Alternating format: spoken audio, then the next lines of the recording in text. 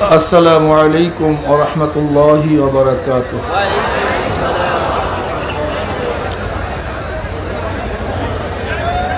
নাহমাদুহু ওয়া নুসাল্লি আলা রাসূলিহিল কারীম। আম্মা বা'দ, ফাআউযু বিল্লাহি মিনাশ শাইতানির রাজীম। বিসমিল্লাহির রাহমানির রাহিম। ইন্নাকা লা'আলা খুলুকিন আযীম। সাদাকাল্লাহুল আলিয়্যুল আযীম ওয়া সাদাকা রাসূলুন নবিয়ুল কারীম। সবাই মুহাব্বতের সাথে দুরূদ শরীফ পড়ি। আল্লাহুম্মা সাল্লি আলা সাইয়্যিদিনা ওয়া নাবিয়িনা ওয়া শাফিঈনা হাবিবিনা মাওলানা মুহাম্মদ সাল্লাল্লাহু আলাইহি ওয়া আলা আলিহি ওয়া আসহাবিহি ওয়া বারাকা ওয়া সাল্লাম। সবাই দুরূদ শরীফ পড়ি। আল্লাহুম্মা সাল্লি وحبيبنا مولانا محمد صلى الله عليه وعلى آله وأصحابه وبارك وسلم. اللهم صل على سيدنا ونبينا وحبيبنا مولانا محمد صلى الله عليه وعلى آله وأصحابه وبارك وسلم. আল্লাহ পাকের শুকর, যে মাওলাই কারীম আপনাকে আমাকে দুনিয়ার সমস্ত কাজকর্ম থেকে পরিত্রাণ দিয়ে আরামের বিছানা ছেড়ে দিয়ে আরামের খানাদানা সব কিছু ত্যাগ করে এই চরমোনাই ময়দানের কষ্টকর জায়গায় আল্লাহকে পাওয়ার উদ্দেশ্যে আসার তৌফিক দান করছেন, এর জন্য শুকরিয়া দান সবাই বলে আলহামদুলিল্লাহ।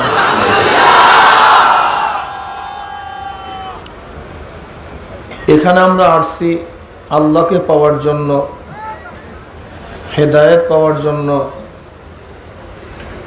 আল্লাহর কাছে দোয়া করি যেন আল্লাহ পাক রব্বুল আলামিন আমাদের সবাইকে পরিপূর্ণ হেদায়েত দান করেন।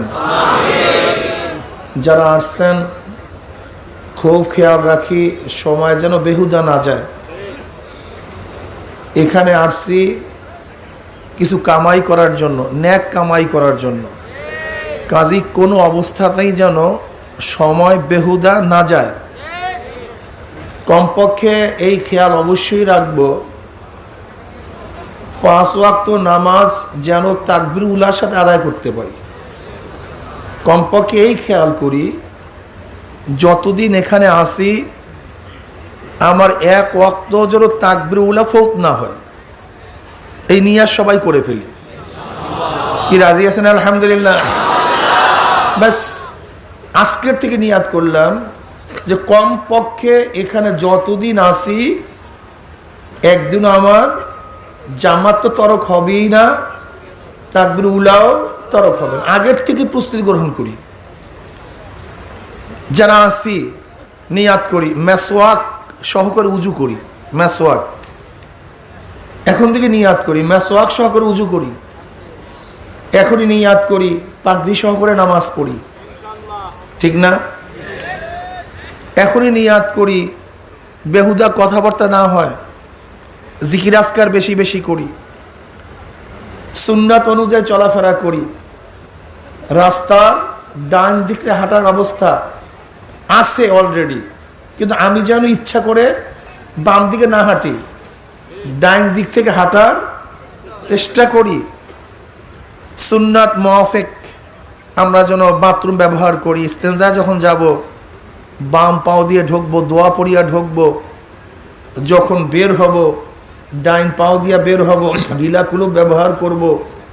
ইস্তেনজার যে সুন্নাত আছে সেই সুন্নাতগুলি পরিপূর্ণ পালন করি, পরিপূর্ণ। আগে আগে ঘুমায়া পড়ি যেন তাহাজ্জুদ নামাজ পড়তে পারি। আমরা সব সময় জিকির আজকার ফিকিরের মধ্যে চলার চেষ্টা করি। এক কথায় আমরা যেন সব সময় আমলের মধ্যে থাকতে পারি, এরকম একটা নিয়াত এখনই আমরা করে ফেলি। আল্লাহ আমাকে এবং আমাদের সবাইকে নিয়াত করার তৌফিক দান করেন। যাই হোক, আমি যে আয়াত শরীফ তেলাওয়াত করছি আল্লাহ পাক রব্বুল আলামিন দাবি করেন যে সরদার দো আলম আলাইহিস সালাতু ওয়াস সালামকে আল্লাহ পাক রব্বুল আলামিন সর্বোৎকৃষ্ট চরিত্র দিয়ে সৃষ্টি করেছেন। নবী আলাইহিস সালাতু ওয়াস সালামের চেয়ে চরিত্রবান, আদর্শবান, নীতিবান, ভালো আখলাকি অদ্বিতীয় কেউ নেই। অদ্বিতীয় নবী আলাইহিস সালাতু ওয়াস সালাম সর্বশ্রেষ্ঠ চরিত্রবান। কিন্তু বর্তমান জমানায় আল্লাহর নবীর দুশ্মনেরা নবী আলাইহিস সালাতু ওয়াস সালামের চরিত্রের উপরে বারবার আঘাত করতে চায়, বারবার। এর কারণটা কি? এর কারণ হলো, যখন যুক্তিতে কেউ না পারে, আদর্শে কেউ না পারে, নীতিতে কেউ না পারে, তখন তার উপরে সন্ত্রাসী ভাবে বিজয় হওয়ার চেষ্টা করে। এটা হলো দুনিয়ার নিজাম, দুনিয়ার নিয়ম। গোটা দুনিয়ার মধ্যে সরদার দো আলম আলাইহিস সালাতু ওয়াস সালামের চেয়ে ভালো আখলাকি অন্য কেউ নাই, অন্য কোনো ধর্মপ্রধান নাই। বিধায়ী নবী আলাইহিস সালাতু ওয়াস সালামের চরিত্রের উপরে বারবার ওরা অবৈধভাবে আঘাত করতে চায়। এর মধ্যে একটা আঘাত করে তিনি টেররিস্ট ছিলেন, সন্ত্রাসী ছিলেন। জোরে বলেন না আউযুবিল্লাহ। তিনি তলোয়ারের ভিত্তিতে, তলোয়ারের মাধ্যমে বিজয় অর্জন করছেন এবং তার অনুসারীদেরকে তলোয়ার ব্যবহার করার, যুদ্ধ করার প্রশিক্ষণ দিয়েছেন। এটা হলো 1 নম্বর অপবাদ। 2 নম্বর অপবাদ কি? নবী আলাইহিস সালাতু ওয়াস সালামের চরিত্র খারাপ ছিল। জোরে বলেন না আউযুবিল্লাহ। তিনার মধ্যে নারী লুলুপুতা ছিল। জোরে বলেন না আউযুবিল্লাহ। এইবার ফ্রান্সে নবী আলাইহিস সালাতু ওয়াস সালামের যে ব্যঙ্গচিত্র করছে, এই বিষয়টা নিয়েই ব্যঙ্গচিত্র করছে। নবী আলাইহিস সালাতু ওয়াস সালাম স্ত্রীগণকে পাশে রাখছে, আল্লাহ মাফ করে দাও, সরদার দো আলম আলাইহিস সালাতু ওয়াস সালামকে মাঝখানে রাখছে। ওরা প্রমাণ করতে চায় নবী আলাইহিস সালাতু ওয়াস সালামের চরিত্র ভালো না। জোরে বলেন না আউযুবিল্লাহ। খুব বেশি আলোচনা করার সময় নাই, আমি সংক্ষিপ্তভাবে নবী আলাইহিস সালাতু ওয়াস সালামের বিবাহের জিন্দিগির কিছু আলোচনা করতে চাই, খুবই সংক্ষিপ্তভাবে। নবী আলাইহিস সালাতু ওয়াস সালাম জন্মগ্রহণ করেছেন 570 ঈসাই সালে। নবী আলাইহিস সালাতু ওয়াস সালাম জন্মগ্রহণ করার আগেই তার বাবা দুনিয়ার থেকে বিদায় হয়ে গেছেন। সরদার দো আলম আলাইহিস সালাতু ওয়াস সালাম বয়স যখন 6 বছর, তখন তেনার মাও দুনিয়ার থেকে বিদায় হয়ে গেছেন। তার বয়স যখন 8 বছর, আব্দুল মুত্তালিবও দুনিয়ার থেকে বিদায় হয়ে গেছেন। এতিম নবী সাল্লাল্লাহু আলাইহি ওয়াসাল্লাম খাজা আবু তালেবের ঘরে লালিত পালিত হইতেছিলেন। আব্দুল মুত্তালিব যখন দুনিয়ার থেকে বিদায় হয়ে যায়, তখন তার ছেলে আবু তালেবকে নবী আলাইহিস সালাতু ওয়াস সালাম ডাকলেন, বললেন, হে আমার ছেলে আবু তালেব, আমার কলিজার টুকরা, আমার নাতি মুহাম্মদ সাল্লাল্লাহু আলাইহি ওয়াসাল্লাম, ওর বাবাও নাই, মাও নাই, আমি ছিলাম, আমিও বিদায়ের পথে। সবাই ত্যাগ করলেও তুমি তাকে ত্যাগ করিও না, মোহাব্বত করিও, কাছে থাকিও। আবু তালেব এই নসিহত জীবনের শেষ মুহূর্ত পর্যন্ত পালন করছে। এমনকি নবী আলাইহিস সালাতু ওয়াস সালামকে যখন সবাই বয়কট করছে, কাফেররা, তখনও আবু তালেব নবী আলাইহিস সালাতু ওয়াস সালামের সাথিত্ব ছাড়েন নাই। শিয়াবে আবু তালেবের মধ্যে নবী আলাইহিস সালাতু ওয়াস সালামকে 3 বছর অবরুদ্ধ করে রাখা হয়েছিল। নবুয়াতের ৭ম বছর থেকে শুরু হয়েছিল। মুহররম মাসে অবরোধ শুরু।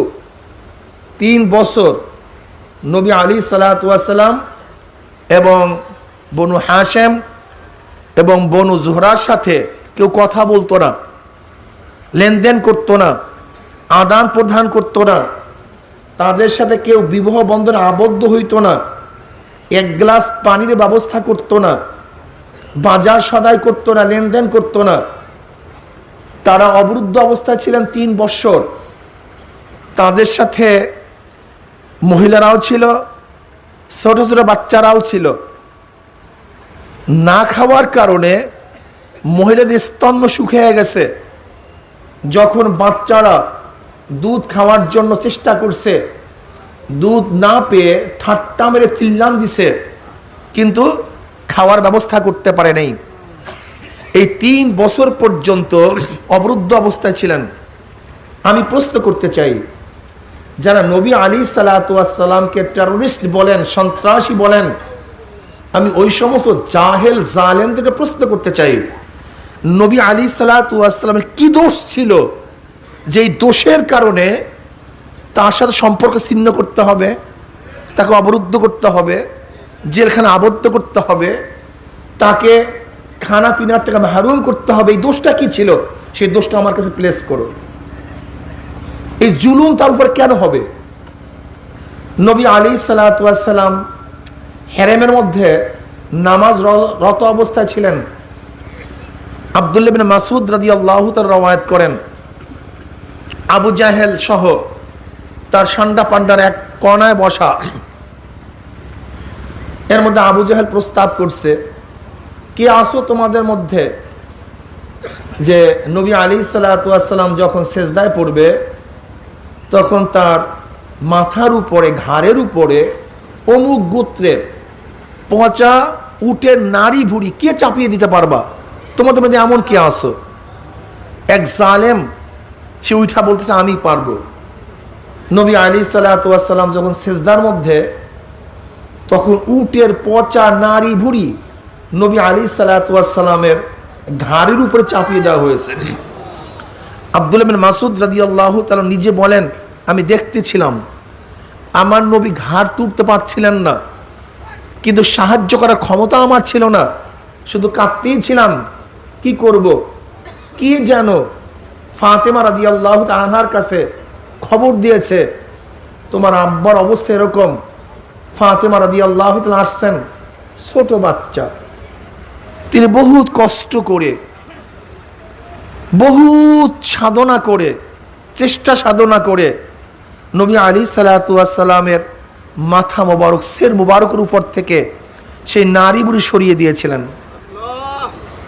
নবী আলাইহিস সালাতু ওয়াস সালাম ওদের বিরুদ্ধে বদদোয়া করেছেন। আব্দুল্লাহ ইবনে মাসউদ রাদিয়াল্লাহু ফরমান, আমি বদরের ময়দানে দেখেছি নবী আলাইহিস সালাতু ওয়াস সালামের বদদোয়া যাদের বিরুদ্ধে হয়েছিল তার অমুক অমুক অমুক অমুক জায়গায় ধরাশায়ী অবস্থায় পড়ে আছে। নবীর দোয়া বদদোয়া তীর মিস হতে পারে, গুলি মিস হতে পারে, কিন্তু নবী আলাইহিস সালাতু ওয়াস সালামের দোয়া বদদোয়া কোনোদিন মিস হতে পারে না। আমার প্রশ্ন, নবী আলাইহিস সালাত কি করেছিলেন যেই কারণে, এমন কি দোষ করেছিলেন যেই কারণে তার মাথার উপরে উটের পচা নাড়ি ভুড়ি চাপিয়ে দিতে হবে? আমি জালেমের গোষ্ঠীর কাছে প্রশ্ন করতে চাই, আমি জালেমের গোষ্ঠীর কাছে প্রশ্ন করতে চাই, নবী আলাইহিস সালাতু ওয়াস সালাম দাওয়াত দিতেছিলেন, তোমরাই বলো যে বাকশক্তির অধিকার দিতে হবে, প্রত্যেকের অধিকার দিতে হবে। এই কথা তো তোমাদেরই স্লোগান। তার নবী আলাইহিস সালাতু ওয়াস সালাম বাকশক্তির স্বাধীনতা পাবেন না কেন? তোমরা স্লোগান দিচ্ছ প্রত্যেকের কি আছে? বাকশক্তির অধিকার আছে, যা ইচ্ছা তাই বলতে পারবে। এইটাই যদি তোমাদের আন্দোলনের মূল কেন্দ্রবিন্দু হয়ে থাকে, তো নবী আলাইহিস সালাতু ওয়াস সালামের বাকশক্তি হরণ করতে যাও কেন? সেও তো কলেমার দাওয়াত দিছে, দ্বীনের দাওয়াত দিছে, তাহলে তাকে তোমরা বন্ধ করতে যাও কেন? যদি তোমাদের বাকশক্তি উপন করতে তোমরা আন্দোলন করতে পারো, তা নবী আলাইহিস সালাতু ওয়াস সালাম আন্দোলন তো করেনি নাই, বরং তার বাকশক্তিকে ধ্বংস করার জন্য, অবরুদ্ধ করার জন্য, বন্ধ করার জন্য তোমরা সংগ্রাম করেছো, আন্দোলন করেছো। তাই সন্ত্রাসী তো আমার নবী না, সন্ত্রাসী তোমরা। নবী আলাইহিস সালাতু ওয়াস সালাম দাওয়াত দিতেছিলেন। আমির হামজা রাদিয়াল্লাহু তাআলা আনহু তিনি ইসলাম গ্রহণ করছেন কেন? তিনি ইসলাম গ্রহণ করার কারণটা এইটাই ছিল যে নবী আলাইহিস সালাতু ওয়াস সালামকে দেখে আবু জাহেল হঠাৎ তার মুখের উপরে পাথর দিয়ে বাড়ি মারছে। নবী আলাইহিস সালাতু ওয়াস সালামের রক্ত বের হয়ে গেছে। এই খবর যখন তার চাচা আমির হামজার কাছে গেছে, তিনি তখন সহ্য করতে পারলেন না। আবু জাহেলকে বলতেছে, আবু জাহেল তুই আমার ভাতিজার উপরে আঘাত করেছ, আমি তার উপরে ঈমান আনছি, যা তুই পারলে কিছু কর, আমি ইসলাম গ্রহণ করছি, পারলে তুই কিছু কর। এটা নবুয়তের ৫ম বছর।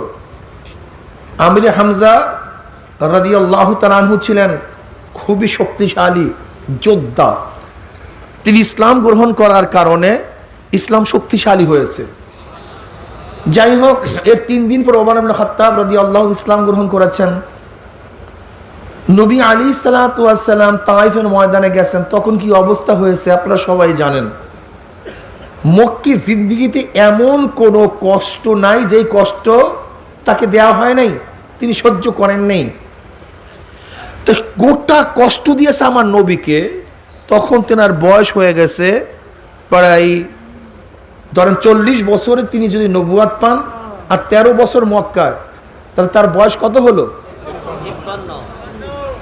তাহলে এত বছর পর্যন্ত নবী আলাইহিস সালাতু ওয়াস সালাম কষ্ট দেওয়া হয়েছে। ৫৩ বছর বয়স পর্যন্ত কিচ্ছু করেন নাই, তিনি প্রতিবাদ করেন নাই ৫৩ বছর পর্যন্ত। আমাকে দেখান কোনো প্রতিবাদ করছে কিনা, একটু দেখান তো। তার বয়স ৫৩। শুধু তাই নয়, নবী আলাইহিস সালাতু ওয়াস সালাম হিজরত করতে বাধ্য হয়েছিলেন। তাদের জ্বালায়, তাদের অত্যাচারে, তাদের জুলুমে শুধু তিনিই নন, তার অনুসারীরা সব হিজরত করতে বাধ্য হয়েছিল। তাহলে সন্ত্রাসী কারা? টেররিস্ট কারা?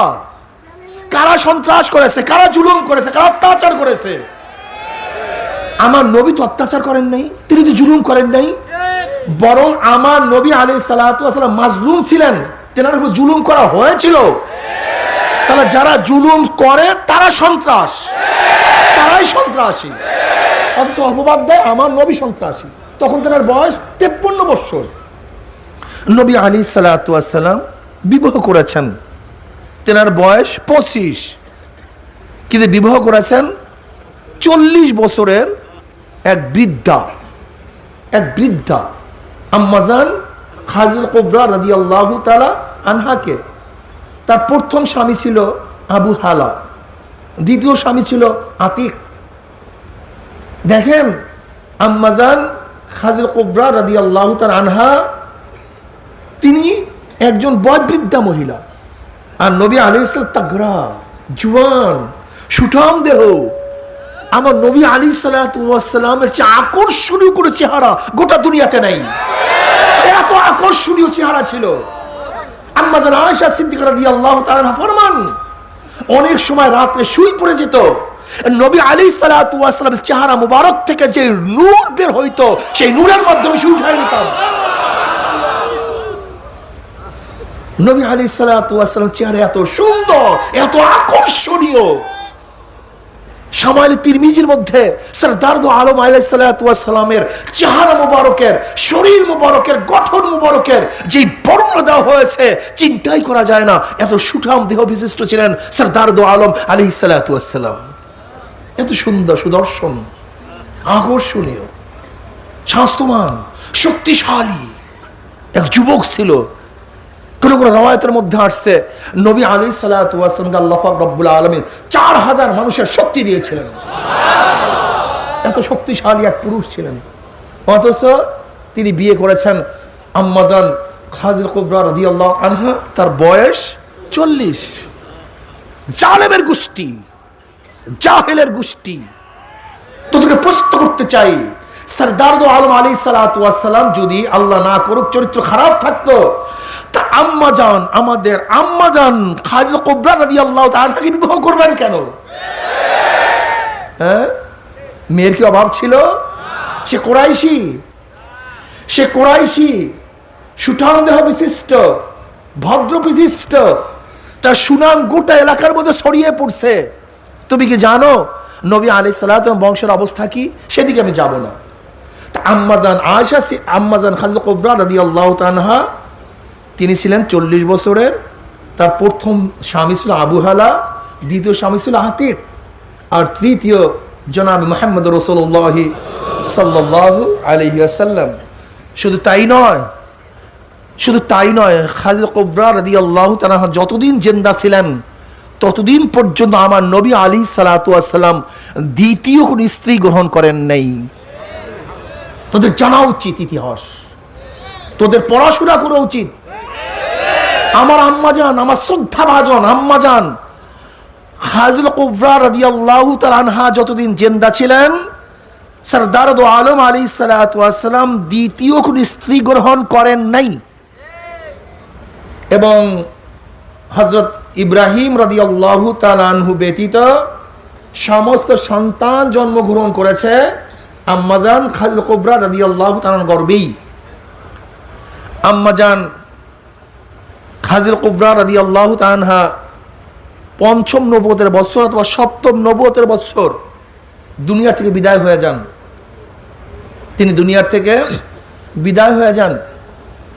আম্মাজান আয়েশা, আম্মাজান খাদিজা কুবরা রাদিয়াল্লাহু তাআলা বিদায় হওয়ার পরে তার ছোট ছোট বাচ্চা কে দেখবে? 4 মেয়ে, 3 ছেলে ছিল, তার মধ্যে 2 ছেলেই হলো খাদিজা কুবরা রাদিয়াল্লাহু তাআলার ঘরে। তাদেরকে দেখবে কে? পালবে কে? আপনারা বলেন তো, এই বাচ্চাদেরকে ইহসান করার জন্য, তাদেরকে পালার জন্য, তাদেরকে দেখশুন করার জন্য কার প্রয়োজন আছে কি নাই? আপনারা সাক্ষী দেন। আমি জালেমদেরকে, জাহেলদেরকে প্রশ্ন করতে চাই, এই ছোট ছোট এতিম বাচ্চাদেরকে দেখার জন্য, পালার জন্য, রক্ষণাবেক্ষণ করার জন্য, খাওয়ার জন্য, পড়াবার জন্য, পরনের জন্য কোন একজন মহিলার দরকার আছে কি নাই? জালেম জানো, নবী আলাইহিস সালাতু ওয়াস সালাম নিজের খায়েশাত পূর্ণ করার জন্য বিবাহ করেন নাই। আম্মাজান খাদিজা কুবরা রাদিয়াল্লাহু তাআলা বিদায় হওয়ার পরে আম্মাজান সাউদা রাদিয়াল্লাহু তাআলাকে বিবাহ করেছে। তিনি ছিলেন বৃদ্ধা, একজন বৃদ্ধা মহিলা, বয়স্ক মহিলা। তিনি ছিলেন বয়স্ক মহিলা, বিধবা, অনেক বয়স্ক। জালেম দেখো, নবী আলাইহিস সালাতু ওয়াস সালাম নিজের জন্য বিবাহ করেন নাই, বরং একজন বয়স্ক মহিলা বিবাহ করেছিলেন ছোট ছোট সন্তানদেরকে পালার জন্য। এটা কি তার ইনসাফ কি ইনসাফ না? এটা তার ইনসাফ কি ইনসাফ না? এইটাই তো ইনসাফের বড় প্রমাণ।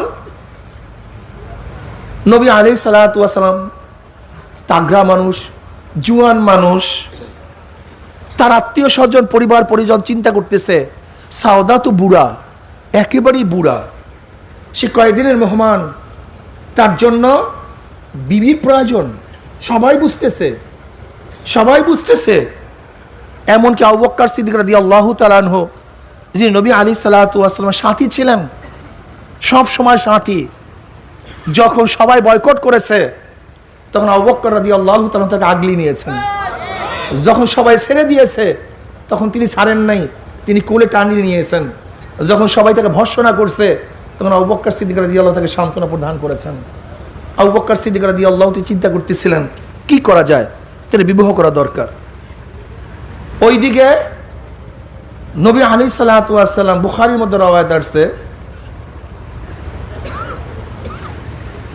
স্বপ্ন দেখলেন এক আগন্তুক। আম্মাজান আয়েশা সিদ্দিক রাদিয়াল্লাহু তাআলা আনহার থেকে রওয়ায়াত আছে।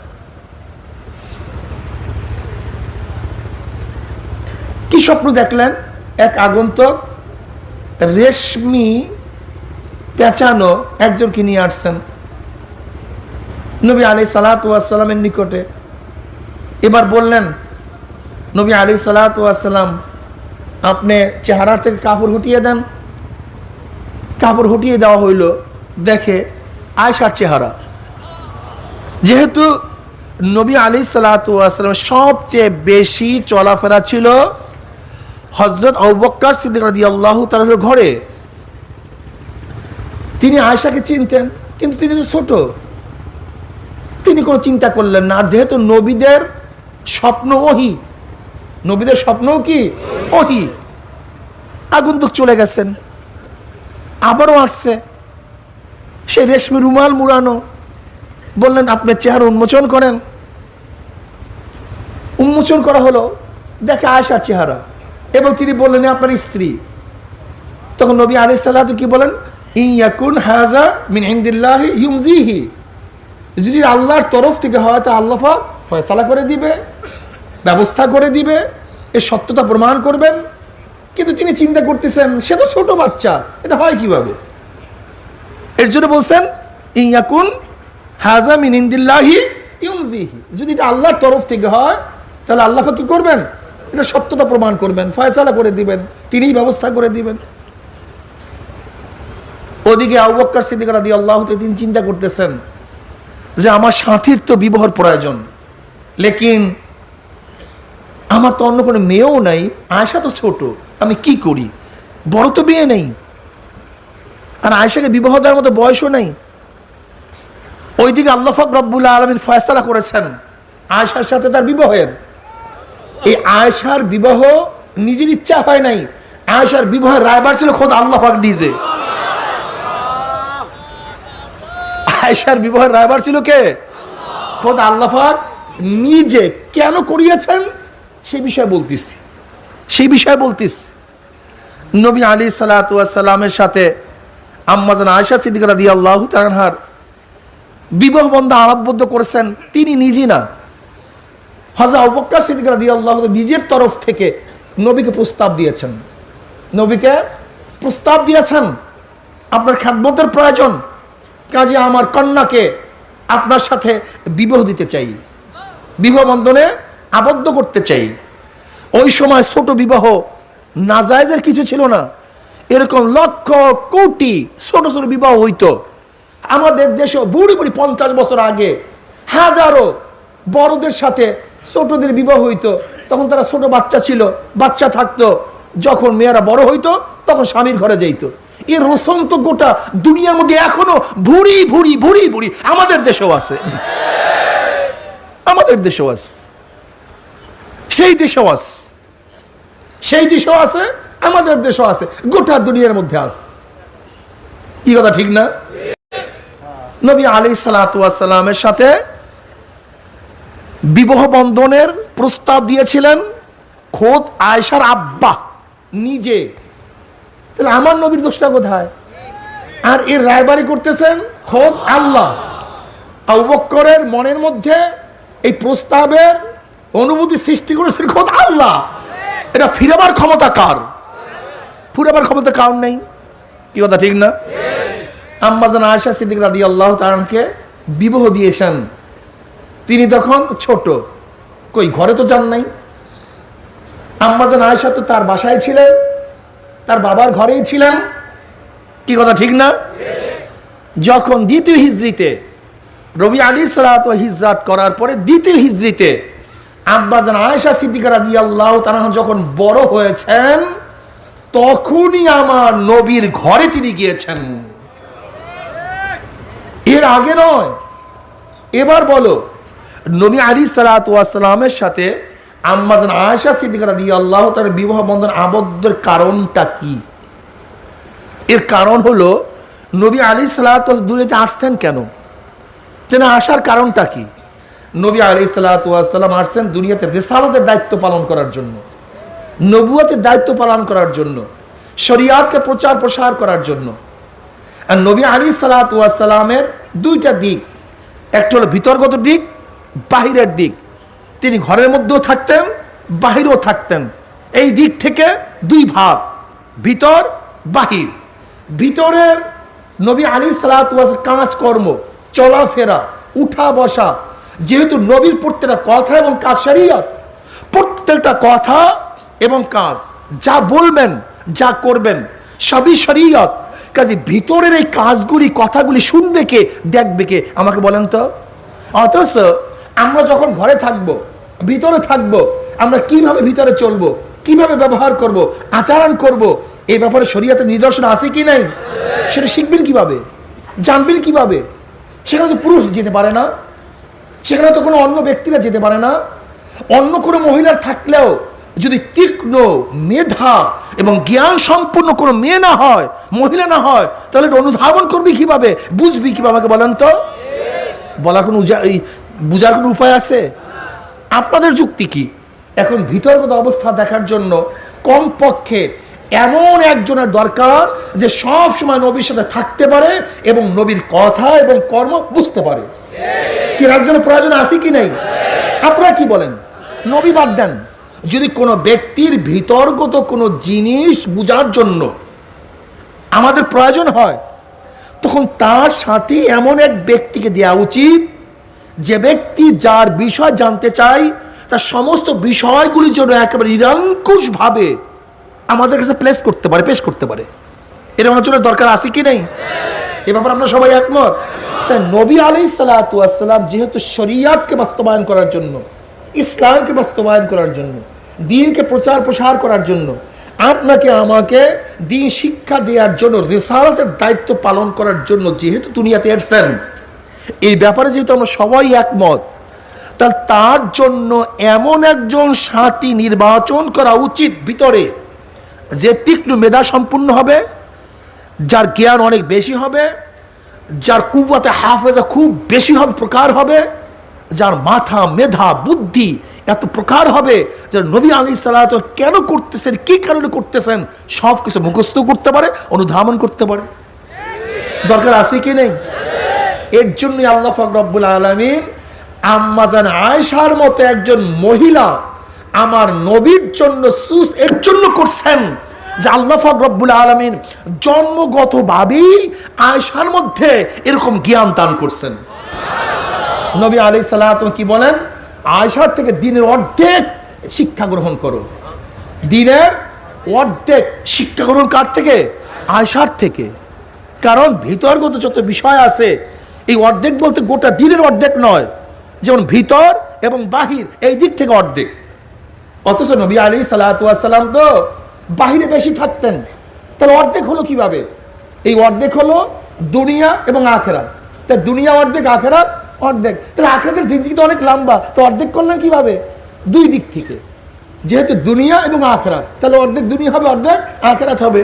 তাই নবী আলাইহিস সালাতু ওয়াস সালাম যে বলছেন আয়েশার থেকে দ্বীনের অর্ধেক শিক্ষা গ্রহণ করো, এটা হলো ভিতর এবং কি বাহির। ভিতরের যতগুলি আমল আছে সব আমল শিক্ষা গ্রহণ করতে থেকে আয়েশার থেকে। ব্যাস। হযরত আবু বকর সিদ্দিক রাদিয়াল্লাহু তাআলা আনহু কি চিন্তা করতেছিলেন যে সাউদা বেশি দিনের মেহমান থাকবে না, অল্প কয়েকদিনের মেহমান, সে বৃদ্ধা হয়ে গেছে, সে কখন চলে যায় জানি না, কিন্তু আমার সাথীর অবস্থা কি হবে? আমার সাথী দেখেন সাউদা রাদিয়াল্লাহু তাআলা এত বৃদ্ধা ছিলেন যে আবু বকর সিদ্দিক রাদিয়াল্লাহু চিন্তা করতেছিলেন যে সে বেশি দিন আর বাঁচবে না। যেহেতু বেশি বাঁচবে না, তাহলে তার কি অবস্থা হবে? এর জন্য তার মেয়েকে নবী আলাইহিস সালাতু ওয়াস সালামের জন্য তিনি চুজ করছেন। বুদ্ধি কি কথা,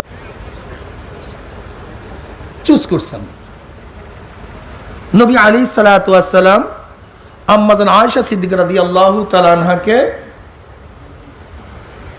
কেন বিবাহ করলেন? মোটামুটি আমরা কারণ সম্পর্কে মোটামুটি জানতে পেরেছি। যদি আল্লাহ পাক রব্বুল আলামিন আম্মা জান আয়েশা সিদ্দিকা আম্মা জান সাউদা রাদিয়াল্লাহু তাআলা হায়াতের মধ্যে আল্লাহ পাক রব্বুল বরকত দান করছেন। নবী আলাইহিস সালাতু দুনিয়া থেকে চলে যাওয়ার পরেও আম্মা জান সাউদা রাদিয়াল্লাহু তাআলা দুনিয়াতে ছিলেন। এর হতে পারে না, মনে করছি বুড়া তো কয়েকদিনের মধ্যে কারবার শেষ, এ তো যায় যায় যায় যায় যায় যায় অবস্থা, কিন্তু দেখা যায় অনেক দিন বেঁচে আছে। কি কথা ঠিক না? আমার মনে হয় যেন অনেক দিন বেঁচে থাকবে, হঠাৎ দুনিয়ার থেকে বিদায় হয়ে গেছে। ঠিক আম্মা জান সাউদার অবস্থা এরকমই ছিল, মনে হয় যাবে যাবে যাবে, কিন্তু আম্মা জান সাউদা রাদিয়াল্লাহু আনহাকে আল্লাহ পাক রব্বুল আলামিন হায়াতের মধ্যে বরকত দান করছেন। তা আম্মা জান আয়েশা সিদ্দিকা রাদিয়াল্লাহু বিবাহের কি কারণ ছিল? যে নবী আলাইহিস সালাতু ওয়াস সালামের উপরে যে অর্পিত শরীয়ত, সেই শরীয়তকে মুখস্থ করা, বুঝা এবং প্রচার করা। এর জন্যই পরবর্তীতে দেখা যায় যখন নবী আলাইহিস সালাম দুনিয়া থেকে বিদায় হয়ে গেছেন, আম্মা জান আয়েশা সিদ্দিকা রাদিয়াল্লাহু তাআলা আনহা কঠিন কঠিন মাসআলা সাহাবাদেরকে হল করে দিয়েছেন। বলেন আলহামদুলিল্লাহ। এরকম তীক্ষ্ণ মেধা সম্পূর্ণ এক মহিলার প্রয়োজন আসিল কি নাই? আর মনে রাখতে হবে একমাত্র একমাত্র একমাত্র কুমারী মহিলা আম্মা জান আয়েশা। ইসরা নবী আলাইহিস সালামের স্ত্রীদের মধ্যে আর একজনও কুমারী ছিলেন না, একজনও কুমারী ছিলেন না। এবার আসুন, নবী আলাইহিস সালামের 8 বছর আগ পর্যন্ত দুনিয়ার থেকে বিদায় হওয়ার মাত্র 8 বছরের মধ্যে আর কয়েকজন নারী তার স্ত্রী। এর আগে মাত্র 2 জন স্ত্রী একত্রিত হয়েছে তার ঘরে। নবী আলাইহিস সালামের দ্বিতীয় হিজরিতে তার ঘরে কয়জন স্ত্রী? এর আগ পর্যন্ত একজন। খাদিজা কুবরা রাদিয়াল্লাহু তাআলা যখন ছিলেন একজন, যখন সাউদা রাদিয়াল্লাহু তাআলা ছিলেন তখনও একজন। দ্বিতীয় হিজরিতে নবী আলাইহিস সালামের ঘরে আসেন কে? আম্মা জান আয়েশা রাদিয়াল্লাহু তাআলা আনহা। আর আগে ছিলেন সাউদা রাদিয়াল্লাহু তাআলা, তিনি কি বয় বৃদ্ধা, তিনি ছিলেন বয় বৃদ্ধা। একমাত্র কুমারী নারী নবী আলাইহিস সালামের ঘরে একজনই ছিলেন। আর সাউদা রাদিয়াল্লাহু তাআলা স্ত্রী হিসাবে ছিলেন, কিন্তু তিনি ছিলেন অতিশয় বৃদ্ধা, ঠিক না?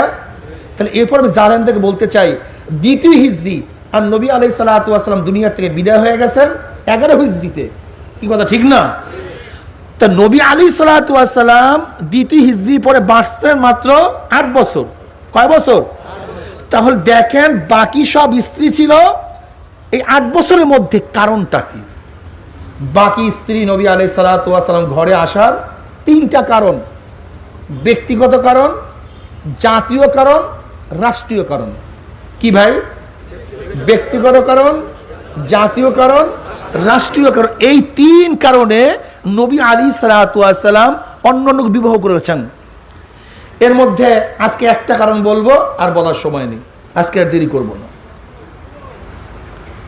হযরত উম্মে হাবিবা রাদিয়াল্লাহু তাআলা আনহা, তেনাকে বিবাহ করার কারণ কি ছিল? এটা ছিল রাষ্ট্রীয় কারণ, রাজনৈতিক কারণ। কেন? বুঝতে হবে, আমার নবী শুধু একজন নবী নন, আমার নবী তিনি শুধু ধর্মীয় প্রধান নন, আমার নবী কিন্তু রাষ্ট্রীয় প্রধান।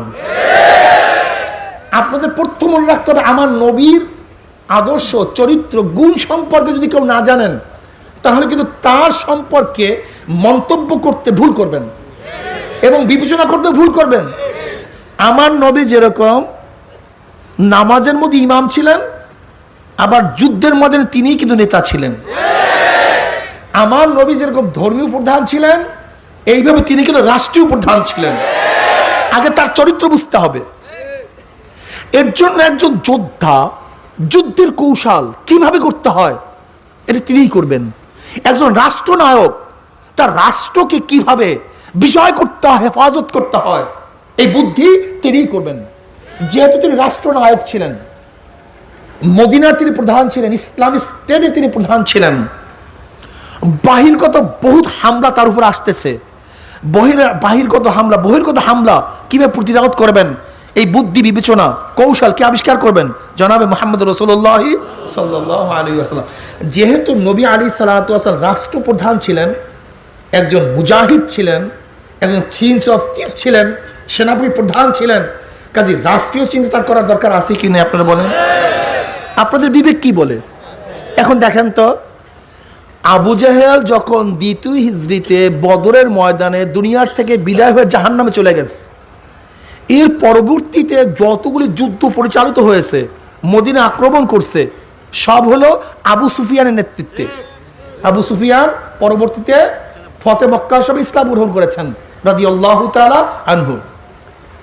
সমস্ত ওহুদের যুদ্ধের নেতৃত্ব দিয়েছে আবু সুফিয়ান। গজওয়ে আহজাব, খন্দকের যুদ্ধের নেতৃত্ব দিয়েছে আবু সুফিয়ান। যতগুলি যুদ্ধ হয়েছে সমস্ত যুদ্ধের নেতা ছিল আবু সুফিয়ান। আম্মাজান উম্মে হাবিবা রাদিয়াল্লাহু তাআলা আনহা ইসলামের প্রথম যুগেই ইসলাম গ্রহণ করে আবুসিনিয়ায় তিনি চলে যান, হাফসা চলে যান। নবী আলাইহিসসালাতু ওয়াসসালামের কাছে খবর আসছে তার স্বামী ইন্তেকাল করেছে। নবী আলাইহিসসালাতু খুব বিচক্ষণ ছিলেন, তিনি চিন্তা করছেন এই সুযোগ ছাড়া যাবে না। অমনি এক অফ পাঠাইছেন নাজ্জাশীর কাছে যে উম্মে হাবিবাকে আমি বিবাহ করতে চাই, উম্মে হাবিবাকে আমি বিবাহ করতে চাই। নাজ্জাশী খুবই খুশি হয়েছেন। নাজ্জাশী উম্মে হাবিবাকে এই প্রস্তাব দেওয়ার সাথে সাথে উম্মে হাবিবার খুশির কোনো শেষ নাই, কোনো সীমা নাই। সে চিন্তাই করতে পারে নাই আসমানের চাঁদটা তার কোলে চলে আসতে আছে। গোটা দুনিয়ার সর্বশ্রেষ্ঠ, আল্লাহর পরে সর্বশ্রেষ্ঠ ব্যক্তি তার কোলে চলে আসতেছে, এর চেয়ে বড় আনন্দের বিষয় আর কিছু হতে পারে না। উম্মে হাবিবা রাজি তো হনই নাই, বরং খুশিতে মাতোয়ারা। নাজ্জাশী উকিল হিসাবে নবী আলাইহিসসালাতু ওয়াসসালামের সাথে বিবাহ পড়িয়ে দিলেন। মহারানা নিজের তরফ থেকে আদায় করলেন এবং তিনি বললেন নবীদের বিবাহের পরে মিষ্টির ব্যবস্থা করতে হয়। নাজ্জাশী নিজেই মিষ্টির ব্যবস্থা করলেন এবং উম্মে হাবিবা রাদিয়াল্লাহু তাআলা আনহাকে তাদের সাথে মদিনায় প্রেরণ করার সময় অনেকগুলো উপঢৌকন দিয়ে দিয়েছেন, যেহেতু নবীর বিবাহ, কাজে উপঢৌকন দিয়ে যাও। আম্মাজান উম্মে হাবিবা রাদিয়াল্লাহু তাআলা আনহাকে মদিনায় নিয়ে আসছেন। এই খবর আবু সুফিয়ানের মেয়ে উম্মে হাবিবা রাদিয়াল্লাহু তাআলা আনহা, যিনি মাবিয়া রাদিয়াল্লাহু বোন, এরা এমনিতেই বিচক্ষণ, এমনিতেই জ্ঞানী, নেতৃস্থানীয় ব্যক্তির মেয়ে। আবু সুফিয়ান রাদিয়াল্লাহু তাআলা নেতা, ওই যুগেও নেতা ছিল, যেহেতু আমি আগেই বলেছি সমস্ত যুদ্ধগুলি তার মাধ্যমে পরিচালিত হয়েছে, এমনি নেতা। এখন আবু সুফিয়ান আমার নবীর শ্বশুর হয়ে গেছে। কি হয়ে গেছে? শ্বশুর হয়ে গেছে। বুঝেন কারবার? আমার নবীকে চিনেন? কত বড় বিচক্ষণ। যখন আবু সুফিয়ান আমার নবীর শ্বশুর হয়ে গেছে, আবু সুফিয়ানের কাছে খবর গেছে উম্মে হাবিবাকে নবী আলাইহিস সালাম বিবাহ করেছেন, তিনি খুশি হলেন, তিনি হাসলেন এবং কি বললেন জানেন মন্তব্যটা? এই মন্তব্যটি লিখে নেন। যদি এই মন্তব্যটি লিখে নিতে পারেন তাহলে বুঝবেন আমার নবী কেন বিবাহ করেছিলেন। যখন আবু সুফিয়ান শুনছে যে উম্মে হাবিবাকে মুহাম্মদ বিবাহ করেছে, তখন তিনি বলেছিলেন এই যুবকের সাথে কোনো দুনিয়ার যোদ্ধারা বিজয় অর্জন করতে পারবে না, বরং এই যোদ্ধাই জীবনভর বিজিত থাকবে, বিজয় অর্জন করবে, বিজয় হবে। কেন এমন চৌকাশ, এমন চালাক, এরকম বুদ্ধি যে জানে আমি ওর বিরুদ্ধে বারবার যুদ্ধ পরিচালনা করি, ওর আমাকে শ্বশুর বানিয়ে নিয়েছে, তার মানে আমি দ্বিতীয়বার তার সাথে যুদ্ধ করবো না। তাই হয়েছে, ঘটনাও তাই। উম্মে হাবিবা রাদিয়াল্লাহু তাআলাকে বিবাহ করার পরে আবু সুফিয়ান দ্বিতীয়বার নবী আলাইহিসসালাতু ওয়াসসালামের বিরুদ্ধে কোনো যুদ্ধ পরিচালনা করেননি। আমাকে বলেন তো, যদি একটা বিবাহের মাধ্যমে রাষ্ট্রকে হেফাজত করা যায়, রাষ্ট্রকে প্রচার করা যায়, প্রসারিত করা যায়, যদি হেফাজত করা যায় গোটা মানবতাকে, আপনি এই বিবাহকে লুলুপ দৃষ্টি বলবেন না বুদ্ধিমান বলবেন? এটা জ্ঞান সম্পন্ন বিবাহ বলবেন না তার চরিত্রহীনের বিবাহ বলবেন? যদি কোনো জাহেল, কোনো বোকা যদি বলে নবী আলাইহিস সালাতু ওয়াস সালাম বিবাহ নিজের জন্য, আমি বলবো তোর চেয়ে বড় জাহেল আর দুনিয়াতে হতে পারে না। নবী আলাইহিস সালাতু ওয়াস সালাম বিবাহগুলি নিজের জন্য ছিল না, তিনি ছিল ব্যক্তি, জাতি এবং রাষ্ট্রের জন্য। উম্মে হাবিবা রাদিয়াল্লাহু তাআলাকে বিবাহের কারণ ছিল রাষ্ট্রকে হেফাজত করা এবং তার বিজয় অর্জন করা, মদিনাকে হেফাজত করা, ঠিক না? এরকম ভাবে রাষ্ট্রের জন্য রাজনৈতিক কারণ আরো বিবাহ করেছিলেন, এইটা 100% সফল হয়েছিলেন। কিন্তু সফিয়া রাদিয়াল্লাহু তাআলা আনহাকে বিবাহ করেছিলেন এই কারণেই। সফিয়া রাদিয়াল্লাহু তাআলা আনহা ইহুদি ছিলেন, তার বাবা ছিল হুয়াই, ইহুদি সর্দার ছিল, তার স্বামী ছিল কেনানা। খায়বারের যুদ্ধে দুজনেই মারা যায়। সফিয়া রাদিয়াল্লাহু তাআলা আনহাকে নবী আলাইহিস সালাতু ওয়াস সালাম বিবাহ করলেন কেন? তিনি চিন্তা করছেন যেহেতু ইহুদি দলপতির মেয়ে, আমি যদি ইহুদিদের জামাই হয়ে যাই তাহলে ইহুদিরা কমপক্ষে ইসলাম গ্রহণ করবে। যদি আমি ইহুদিতে কি হয়ে যাই, সেও তো এক বয় বৃদ্ধা, সেও কি বয় বৃদ্ধ, সেও তো বিধবা। তা নবী আলাইহিস সালাতু তাকে বিবাহ করবেন কেন? আর খয়বারের যুদ্ধ হয়েছিল কত হিজরিতে? 7ম হিজরিতে। খয়বারের যুদ্ধ হয়েছিল 7ম হিজরিতে। সরদার দো আলম আলাইহিস সালাতু ওয়াসালাম দুনিয়া থেকে বিদায় হয়ে গেছেন 11 হিজরিতে। তা সরদার দো আলম আলাইহিস সালাতু এই সময় বিবাহের প্রয়োজন কি ছিল গাধা? সরদার দো আলম আলাইহিস সালাতু চিন্তা করেছিলেন, আমি যদি ইহুদিদের জামাই হয়ে যায় তাহলে কমপক্ষে ইহুদিরা আমার বিরোধিতা করবে না। কিন্তু আল্লাহ পাক রব্বুল আলামিন মঞ্জুর হয় নাই। হ্যাঁ, চেষ্টা তো চলবে, সাধনা চলবে, কিন্তু আল্লাহ পাকের মঞ্জুর হওয়া ছাড়া কিছুই হবে না। আমাদের কাম চেষ্টা করা, ফয়সালা মালিককে। কিন্তু আল্লাহ পাক রব্বুল আলামিন ইহুদিদের কপালের মধ্যে হেদায়েত রাখেননি। এর জন্য তিনি সেই রাষ্ট্রীয় বিবাহ করার পরেও, রাজনৈতিক বিবাহ করার পরেও তিনি সফল হতে পারেন নাই। যেহেতু ইহুদিরা মাগজুব, এরা কি মাগজুব, গায়রিল মাগজুবি আলাইহিম ওয়ালাদ-দাল্লিন। মাগজুব বলা হয় যারা সত্যকে জানে কিন্তু মানে না, আর দল বলা হয় যারা সত্য জানেই না, তাদেরকে বলা হয় দল। আর মাগজুব বলা হয় যারা সত্য জানে কিন্তু সত্য মানে না, তাকে বলে মাগজুব। ইহুদিরা সত্য জানতো, যিনি নবী সত্য নবী, কিন্তু মানতো না। এই মাগজুবদের উপর আল্লাহ পাক লাআনত। এর জন্য তারা নবী আলাইহিস সালাতু ওয়াস সালামের মতো একজন তাদের গোত্রীয় জামাই পাওয়ার পরেও ইসলাম গ্রহণ করতে পারে নাই। কাজে নবী আলাইহিস সালাতু ওয়াস সালামের এই সাফিয়া রাদিয়াল্লাহু তাআলাকে বিবাহ করারও কারণ ছিল রাষ্ট্রীয় কারণ, কিন্তু সেখানে সফল হতে পারেন নাই। এইভাবে যায়নাব রাদিয়াল্লাহু তাআলা বিবাহ করার ভিন্ন কারণ ছিল। আল্লাহ পাক রব্বুল আলামিন কবুল করলে আর একদিন নবী আলাইহিস সালাতু প্রত্যেকটা স্ত্রীকে কেন তিনি বিবাহ করেছিলেন এই বিষয়ে আমরা আলোকপাত করব। কিন্তু আমি বুঝাতে চাই, সরদার দো আলম আলাইহিস সালাতু ওয়াস সালাম 2য় হিজরি পর্যন্ত মাত্র আম্মাজান আয়েশা সিদ্দিকা রাদিয়াল্লাহু তাআলা ব্যতীত দ্বিতীয় কোনো সেরকম হৃষ্টপুষ্ট সেরকম কোনো স্ত্রী ছিলেন না, ছিলেন শুধু আম্মাজান সাওদা রাদিয়াল্লাহু তাআলা, বয় বৃদ্ধা মহিলা ছিলেন। আর পরবর্তীতে সমস্ত স্ত্রীগুলি হয়তো ব্যক্তির কারণে অথবা রাষ্ট্রের কারণে অথবা জাতীয় কারণে আল্লাহ পাক রব্বুল আলামিন নবী আলাইহিস সালাতু ওয়াস প্রত্যেকটা বিষয়ের উপরে গবেষণা করা এবং জানার তৌফিক আমাকে এবং আমাদের সবাইকে দান করেন। কাজে আমরা বলবো যারা নবী আলাইহিস সালাতু ওয়াস সালামকে চরিত্রহীন বলো, আসলে তিনি চরিত্রহীন নয়, বরং ওরা চরম চরিত্রহীন, তাদেরকে ঢাকার জন্য আরেকজনের উপর অপবাদ দিচ্ছে। আল্লাহ রাব্বুল আলামিন লানাতুল্লাহ আলাল কাযিবিন। আল্লাহ আমাকে এবং আমাদের সবাইকে হেফাজত করুন। এখন ক্বাবলা জুমা 4 রাকাত নামাজ আমরা পড়ে নিই।